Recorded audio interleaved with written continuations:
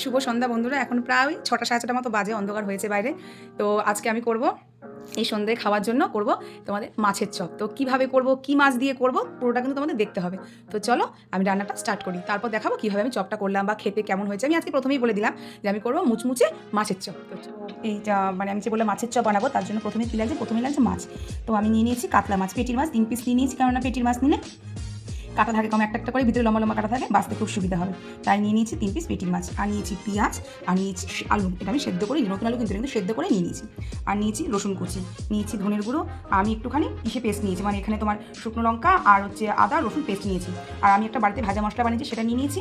আর নিয়েছি এভারেস্টের চিকেন মশলা, আর নিয়েছি কাঁচা লঙ্কা কুচি, হচ্ছে গিয়ে বেকিং সোডা। এটা ঠিক আছে, পাউডার না কিন্তু বেকিং সোডা, আমি 1 চিমটে দেবো এটা। আর নিয়ে নিয়েছি বেসন, ব্যাটারটা তৈরি করার জন্য জল। তারপর আমি দিয়ে দেবো মাছগুলো, হলুদ দিয়ে দিয়েছি, আর দিয়ে দিলাম নুন, দিয়ে এই মাছটা এবার ভালো করে দিয়ে দিলাম।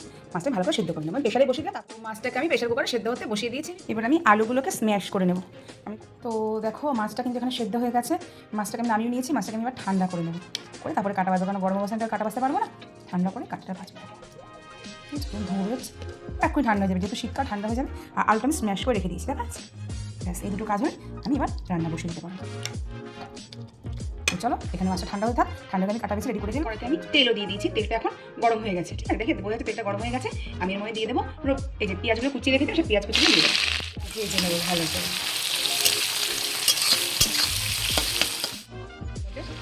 এরপর আমি এর মধ্যে দিয়ে দেবো রসুন কুচিটা, যেহেতু আমি আদা রসুনের পেস্ট দিচ্ছি, আমি রসুন কুচিটা খুব অল্প দিয়ে দেবো, বেশি দেবো। এই যে আমি এখানে দিয়ে দেবো একটুখানি অল্প পরিমাণে নুন। এই যে পেঁয়াজটা প্রায় ভাজা ভাজা হয়ে গেছে, সুন্দর লাল লাল করে ভাজা হয়ে গেছে। এর মধ্যে আমি দিয়ে দেবো আদা রসুনের পেস্টটা।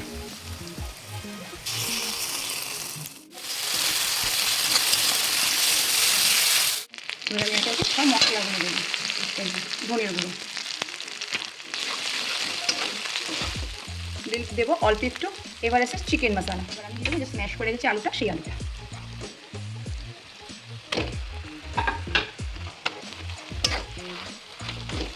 আমি ওটাকে একবার নিচ থেকে স্ম্যাশ করেছি, তার কারণ এখানে একটা স্ম্যাশ করতে ভালো হবে না, দলা থেকে যাবে, এই জন্য নিচে থেকে স্ম্যাশ করে নিয়েছি। মানে বাড়িতে এবার দিয়ে দিচ্ছি এর মধ্যে যে স্ম্যাশ করে, মানে মাছটা সেদ্ধ করে সেটা একদম আমি কাটা ছাড়িয়ে নিয়েছি। এই যে শুনুন বাবা, সেটা দিয়ে দিলাম। তাহলে আমার হাতটা ধোয়া রয়েছে, আমি ক্যামেরা ধরেছি, পুরো ক্যামেরা পুরো কাটা ছাড়িয়ে ভালো কাটা হয়েছে, তো ভালো করে কাটা ছাড়িয়ে এটা দিয়ে দিলাম। এবার আমি দেবো নুন আর পরিমাণ মতো হলুদ। ঠিক আছে, এবার এটাকে আমি ভালো করে নাড়িয়ে দিই। আমি হলুদ, নুন আর একটুখানি কাশ্মীরি লঙ্কার গুঁড়ো এর মধ্যে দিয়েছি, দেখা যাচ্ছে। এবার দেবো আমি এখানে কুচনো কাঁচা লঙ্কা, আমি দিয়ে দেবো যে মশলাটা আমি ড্রাই রোস্ট করে রেখেছিলাম, মানে শুকনো কলায় ভেজে বেটে রেখেছিলাম, সেই আমার বাড়ির মশলাটা এর মধ্যে দিয়ে দেবো। চপটা তৈরি করতে প্যাকেটটা তৈরি করবো, তার জন্য দিয়ে দেবো এখানে বেসন পরিমাণ মতো, স্বাদ মতো নুন, পরিমাণ মতো হলুদ, একটু বেকিং সোডা। এবারে জল দিতে থাকলাম, ব্যাস এবারে দিয়ে গুঁড়িয়ে নেবো। বেশি কিন্তু পাতলা করবো না, তাহলে কিন্তু চপটা ভালো হবে না, পাতলা হয়ে যাবে। তো ব্যাটারটাকে এই যে এভাবেই গুলে রাখতে হবে, বেশি পাতলা করলেও হবে না, বেশি মোটা করলেও হবে না। এই যে এরকমভাবে ব্যাটারটাকে গুলতে হবে। এটা মেখে রেখে দিলাম। আমি অনেকক্ষণ ধরে এটাকে ফেটি, যত ফেটাবে, যত এভাবে ফেটাতে পারবে তত কিন্তু চপটা ফুলবে ভাই। ঠিক আছে, তো এইভাবে ফেটি আমি একটু ঢেকে। তো এই যে আমার পুর কিন্তু টোটালি রেডি। এবার আমি ব্যাটারে দিয়ে চপটাকে ভেজে নেবো, তোমরা দেখতে থাকো কীভাবে অ্যাট লাস্ট আমি চপটাকে রেডি করি। ওকে, তো দেখেছো যে চপগুলো কি সুন্দর ফুলেছে। যেহেতু আমি একা ধরছি ক্যামেরাটা, সেহেতু আমি আর দেওয়াটা দেখাতে পারি, কারণ দিয়ে দেখানো একসঙ্গে করতে পারি, চপ তো হাতে করতে হয়, এই জন্য দেখাতে পারি। তো দেখছো কি সুন্দর, কিন্তু হয়তো আমার ছোটো হয়েছে, তো আমার নিজের কাছে ভীষণ ভালো লাগছে, সুন্দর ছোটো ছোটো গোল গোল গোল গোল হয়েছে। তো দেখো আমি একবারে ভেজে নামিয়ে একবারে দেখাচ্ছি। তো আমার চপ রেডি, মেয়ে চলে এসছে।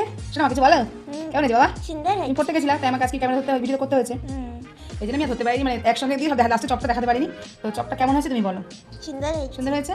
এটা হচ্ছে ফিশ চপ। ঠিক আছে, পুরো ভিডিওটা ইউটিউবে তোমরা পেয়ে যাবে, পুরো একটু জেড কীভাবে আমি করেছি, পুরো ভিডিওটা আমি ইউটিউবে চ্যানেলে দিয়ে দেবো। তোমরা সবাই কিন্তু দেখে নেবে, আমাকে কমেন্টস করে জানাবে কেমন হলো। আর কিছু আমার বাদ গেল, যদি বাদ যায় তো আমাকে জানিয়ে নেক্সট টাইম আমি আর সুন্দর করে আমার ফ্যামিলিকে সার্ভ করতে পারবো।